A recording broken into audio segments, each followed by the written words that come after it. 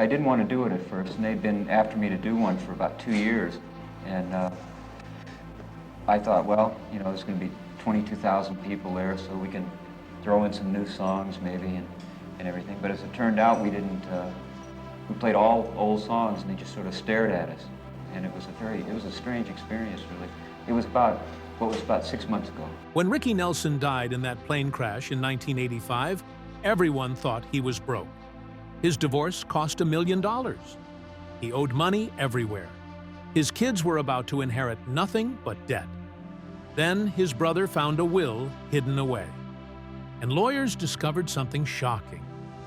Record companies had been stealing from him for decades. What happened next turned his 4 children into millionaires. The settlement numbers were so big, the judge couldn't believe it. But there was one son who got nothing. And the reason why will make your jaw drop. Ricky Nelson was born on May 8, 1940, in Teaneck, New Jersey. But he wasn't just any kid. His father, Ozzie Nelson, led a big band. His mother, Harriet Hilliard, was already a movie actress. From the very beginning, Ricky's life was public. By the time he was still in diapers, his family's radio show, The Adventures of Ozzie and Harriet, was already famous across America. Instead of growing up in quiet suburbia, Ricky grew up in recording studios and sound stages. Family dinners could turn into rehearsals. Vacations sometimes turned into scripts. It was like living inside a permanent spotlight, where everything felt scripted, even the ordinary moments. When Ricky was just 8 years old in 1949, he joined the radio show alongside his brother David. While most boys his age were trading baseball cards or riding bikes, Ricky was memorizing lines and cashing paychecks. He became a star before he even hit double digits. Audiences loved his natural delivery, and by age 10, he was already a household name. But fame came at a price. There were no birthday parties with classmates, no sports teams, just lights, cameras, and responsibility. Ricky didn't really get to be a kid. His playground was a studio. His childhood, in many ways, was sacrificed for the family brand. In 1941, the family moved to Los Angeles and settled into a charming green and white Cape Cod colonial at 1822 Camino Palmero. That house wasn't just a home. It became the face of American television. It appeared in countless episodes of the show, becoming one of the most iconic homes in pop culture. Fans even drove by just to get a glimpse. But inside those walls, it was a business. Scripts were written there. Rehearsals happened in the living room. Ozzie ran the operation like a tight ship, and the kids were part of the crew. Their real lives were inseparable from their on-screen characters. This blend of fiction and reality made the show wildly successful, but it blurred the lines for Ricky. What was real and what was for show? Ricky also struggled with asthma. Badly. It wasn't just a few coughing fits here and there. It kept him home from school, away from friends, and sometimes out of breath just walking across a room. While other kids were playing, Ricky was stuck indoors, reading or listening to music. It made him quiet, thoughtful. He observed more than he spoke. This soft-spoken side of him would become part of his charm later on. On screen, he had a quiet intensity that set him apart. Behind it, though, was a lonely kid trying to breathe and feel normal. When the radio show began in 1944, Ozzie and Harriet hired actors to play their sons. But Ricky and David didn't like that. They wanted to play themselves, and they pushed for it. By 1949, they were starring in the show as themselves. This hadn't really been done before. It was a strange mix of real family life turned into entertainment. And it worked.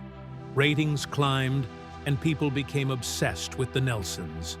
Ricky wasn't just playing a part. He was living it every single day.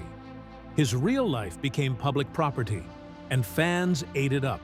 It was America's first reality family, decades before that became a genre. Then came 1957. Ricky was 17 when he performed Fats Domino's I'm Walkin' on the family's TV show. It was electric. Girls across America swooned. The single sold over 1 million copies. Overnight, he became the face of teenage cool. But off-screen, Ricky's life was already spiraling into something far more adult. Parties, girls, fast cars. Fame opened every door, and Ricky walked through all of them. He was charming but wild, polite in interviews but rebellious behind the scenes. He started growing out his sideburns and slicking back his hair, tiny rebellions that annoyed his parents, who still wanted to keep control. Later that year, his first single with Imperial Records, Bebop Baby, made history. It racked up 750,000 advance orders before even hitting stores. When it did, it shot past 1 million copies and cracked the top 5 on both the pop and R&B charts. Ricky wasn't just a teen idol anymore. He was big business. His debut album, Ricky, topped the charts. Suddenly, being young and good-looking wasn't just cute. It was cash. Record labels saw dollar signs in every teenager with a guitar. And Ricky proved it worked. But Ricky was also getting involved in intense relationships, some that would have shocked his fans if they knew. One of them was with Marianne Gaba, who played his girlfriend on TV. Off-screen, things were steamy. Ricky later admitted they would neck for hours, which, in the 1950s, was a scandal waiting to happen. He even gave her a gold ring inscribed, "To Marianne, love Rick." She thought it meant they were serious. He didn't. Ricky was already moving on to other girls, including singer Lori Collins, with whom he started writing music. To the public, he was squeaky clean. But the real Ricky was a teenager in the fast lane, and few knew the truth. All of this made his parents very nervous. Ozzie and Harriet weren't just parents. They were producers, managers, and gatekeepers. They hated how many girlfriends Ricky had. They thought love would ruin his focus. Ozzie especially was strict.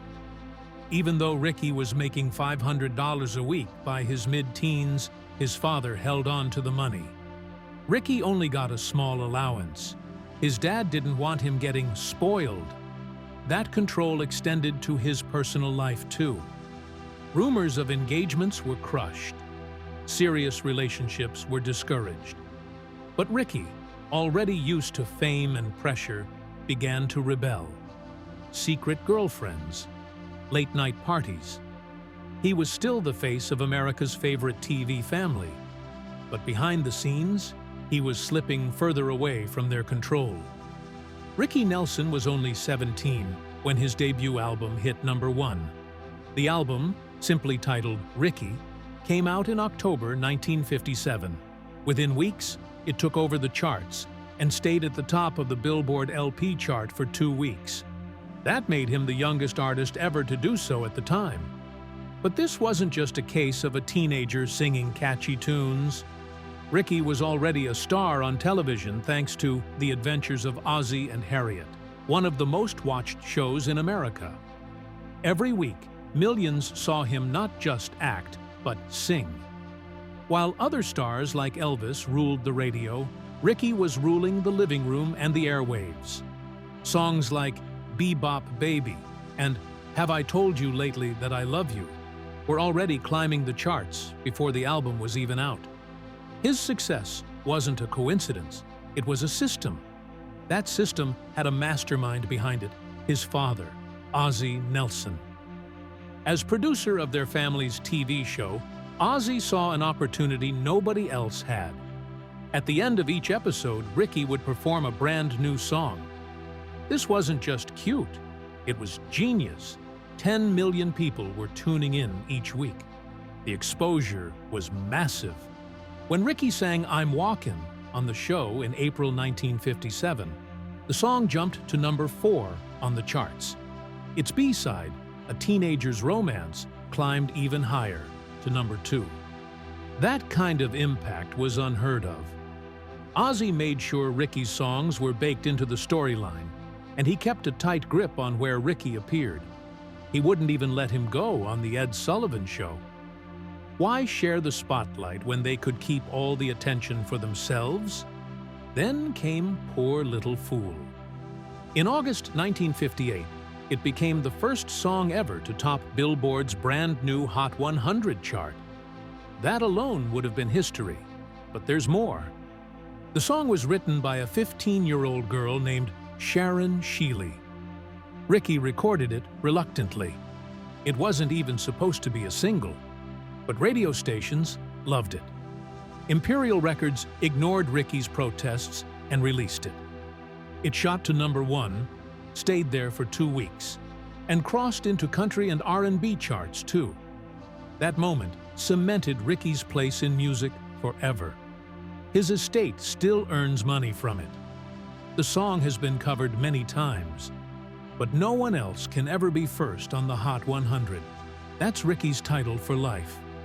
Between 1957 and 1962, Ricky placed 20 songs in the top 40.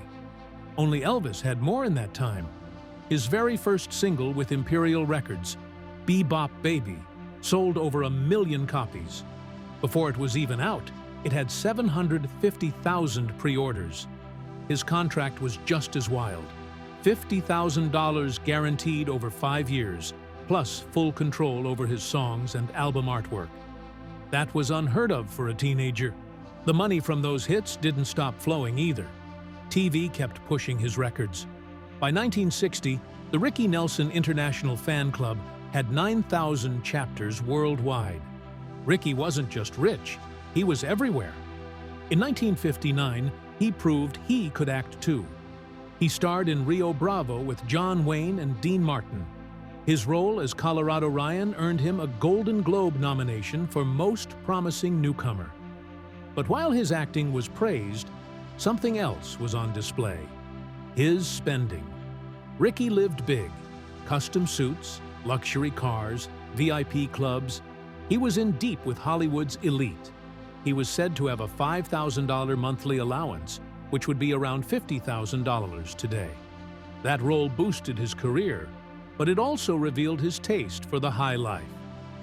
Fame wasn't just bringing in money, it was changing him. Ironically, 1961 also gave him one of his biggest hits, Travelin' Man. Sam Cooke turned it down first. He didn't think it fit him. Ricky took a chance on it and proved everyone wrong.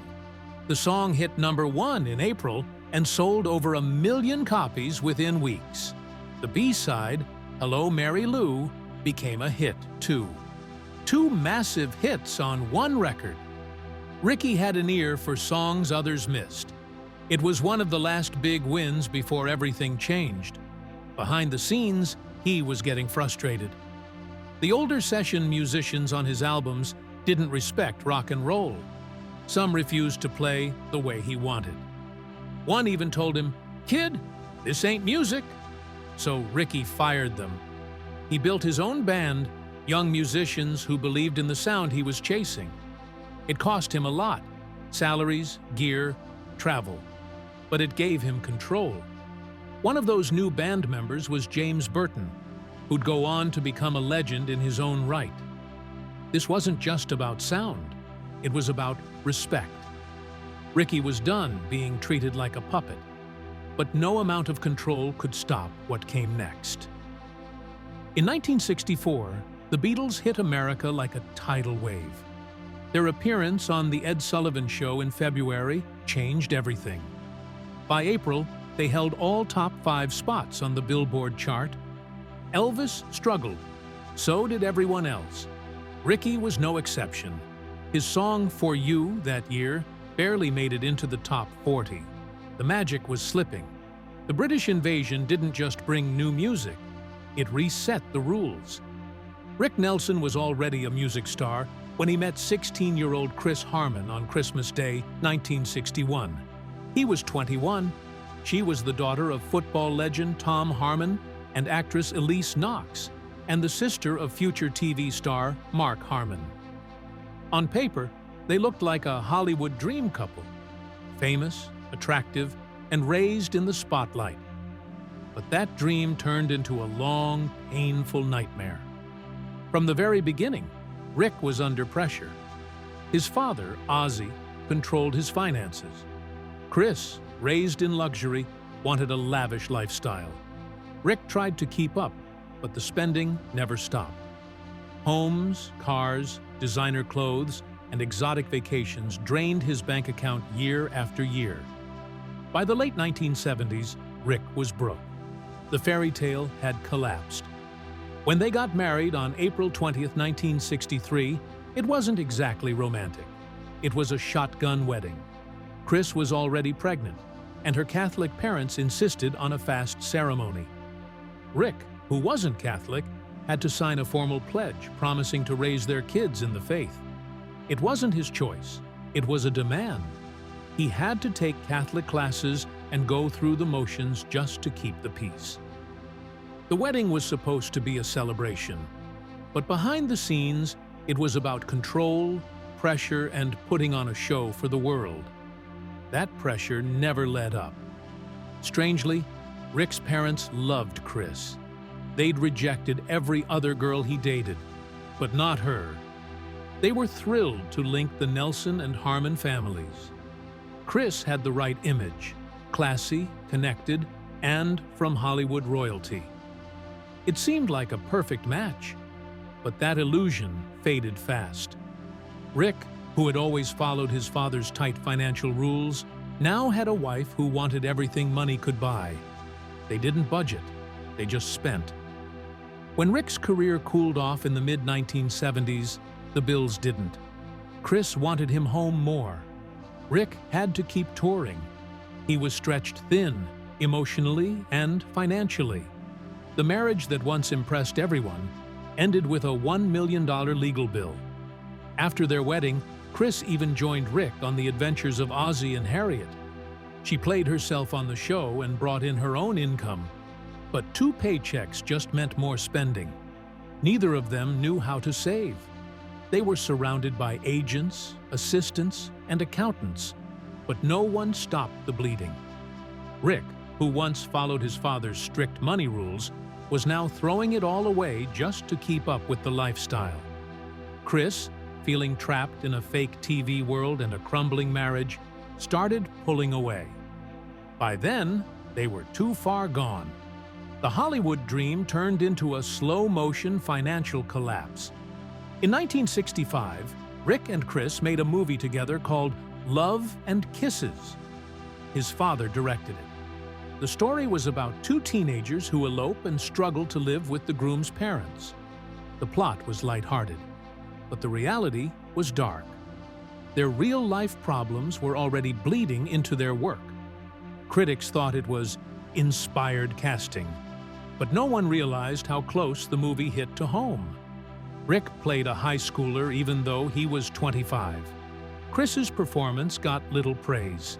Behind the scenes, their marriage was falling apart. Ozzie used the film to play out private issues, putting personal drama on screen in a way that felt more painful than entertaining. It was awkward, uncomfortable, and prophetic. By 1969, Rick was desperate to escape the past.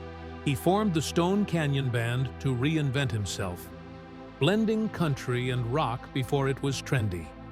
He recruited Randy Meisner, who would later join the Eagles. The band had potential, but the timing was rough. Rick went from headlining big venues to performing in tiny clubs for little money. Meisner quit, saying he wasn't making any money and felt stuck. The albums Rick Sings Nelson and In Concert were ahead of their time, but didn't sell. Rick was chasing artistic freedom while watching his fame and finances vanish. He was determined to prove himself as a serious musician, even if it cost him everything. And it nearly did.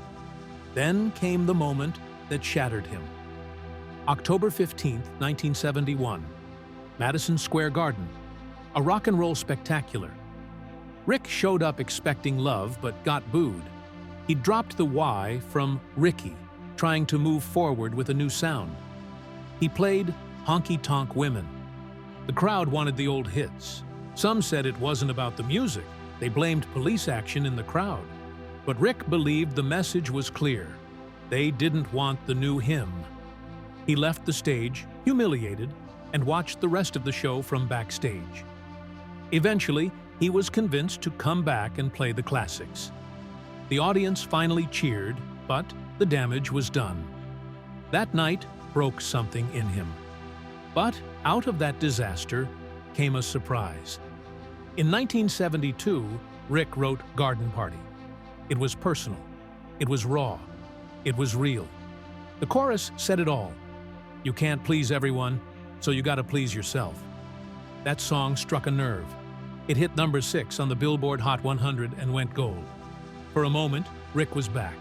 It was his first top 10 hit in nearly 10 years. Fans who had written him off were now singing along. But it didn't last. Follow-up singles like Palace Guard went nowhere. By 1974, his record label didn't know what to do with him. Albums like Windfall flopped. He started playing amusement parks, took minor TV roles. MCA dropped him. Garden Party became both a victory and a farewell. Rick Nelson was once the golden boy of American pop. But by the mid-1970s, his life was spinning out of control. His marriage to Chris Nelson was falling apart, held together only by appearances. Rick was touring constantly, trying to keep up with their lavish lifestyle. Private schools, luxury homes, and a mountain of bills. But the more he worked, the more distant he became. Chris felt abandoned. Rick felt trapped. Their conversations turned into arguments, and the home they'd built became a battlefield. In 1977, after another long tour, Rick came home expecting warmth. Instead, he found himself locked out. Chris had moved all his belongings into a rental house, and when he got there, she was inside, with 2 Los Angeles Rams cheerleaders. Rick was shocked, humiliated. That moment made it clear. There was no going back. Chris claimed she did it for the children, blaming Rick's alleged drug use. Rick's team denied it all. But the damage was done. Their marriage was broken beyond repair. In 1980, they tried again. Rick bought Errol Flynn's old mansion on Mulholland Drive for $750,000. It was meant to be a fresh start, but Chris demanded he quit music and become an actor. Rick couldn't. He was drowning in debt and needed to tour just to survive. The mansion didn't bring peace. It brought more stress. Rumors swirled that it was haunted. The family heard noises, lights flickered, and the money kept bleeding out. The dream home became a nightmare. The divorce turned ugly. Chris accused Rick of drug abuse and being an unfit father. She said their kids would die if she stayed. Rick fired back, accusing her of alcohol abuse and leaving the kids to the staff. The court battle dragged on for 5 years. Over $1 million was spent on lawyers alone. Both sides were emotionally wrecked, and the children were stuck in the middle, watching their parents tear each other apart. By the end of 1982, it was over. The divorce was final. Rick was ordered to pay $4,000 a month in child support. He had joint custody of his 4 kids, who ranged in age from 8 to 19. But he was nearly broke. The legal fight had drained him. He kept touring, night after night, just to keep up with the payments. The emotional weight of it all never lifted. His health declined. His spirit dimmed. And the happiness he once knew seemed gone forever. By 1985, Rick was desperate for a comeback. But there was one problem: he hated flying. Still, he refused to travel by tour bus.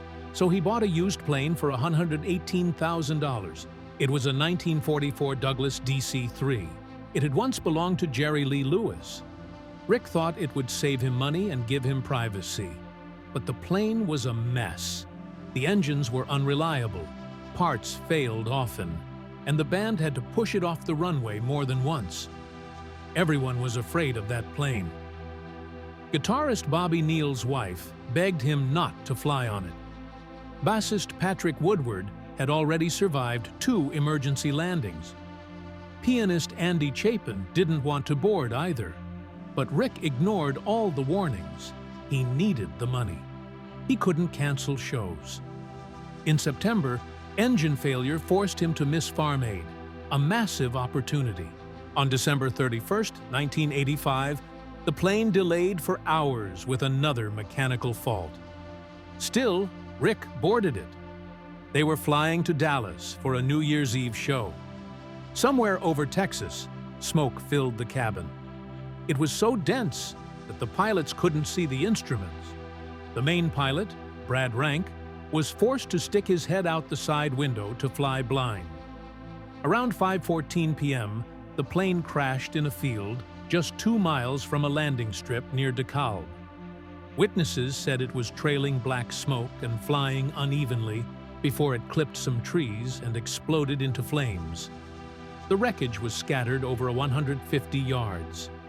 The only survivors were the pilots, who escaped through cockpit windows. Everyone else, 7 people including Rick, died in the inferno. Rick was only 45. His fiancée Helen Blair was with him, along with 5 members of his band and crew: sound technician Donald Clark Russell, pianist Andy Chapin, drummer Rick Intveld, guitarist Bobby Neal, and bassist Patrick Woodward. The crash was so horrific that authorities needed autopsies to identify the remains. The music world was stunned. Nelson had been one of the biggest teen idols of his time, and now, just hours before 1986, he was gone. What came next was even more complicated. Rick's finances were in shambles. He had divorced his wife, Christine Harmon, and had 4 children: Tracy, Gunnar, Matthew, and Sam. He was engaged to Helen Blair, but she was left out of his will. So were his ex-wife and his mother. Even worse, the estate was reportedly about $1 million in debt due to Rick's spending habits, legal fees, and the cost of maintaining the vintage DC-3 that killed him. For a time, people thought Rick had died without a will. His ex-wife claimed she couldn't find one and moved to take over the estate. But Rick's brother, David Nelson, later produced a will dated just 4 months before the crash. That changed everything. The will named only Rick's 4 children as heirs and appointed David as the executor. Still, with so many debts, it wasn't clear if there'd be anything left to inherit. Kristen didn't take it lightly. She tried to claim part of Rick's life insurance despite their divorce. She also challenged David's role as executor in court. The legal fight got ugly fast. Accusations of drug use, bad parenting, and financial recklessness surfaced, some dating back years. More than $1 million had already been spent on the divorce alone. Now, lawyers were circling what was left. Then came an even bigger shock. Rick had another son. His name was Eric Jude Crew, and he was born after a brief affair Rick had with a woman named Georgianne Crew in 1980. At first, Rick denied he was the father, but a court-ordered blood test in 1981 proved otherwise. He was ordered to pay $400 a month in child support, which he reportedly stopped paying after a while. In his will, Rick claimed paternity was disputed and left Eric out completely. After Rick died, Georgianne fought for her son's share of the estate, but the court upheld the will. Eric got nothing. At the same time, Helen Blair's parents filed a wrongful death lawsuit.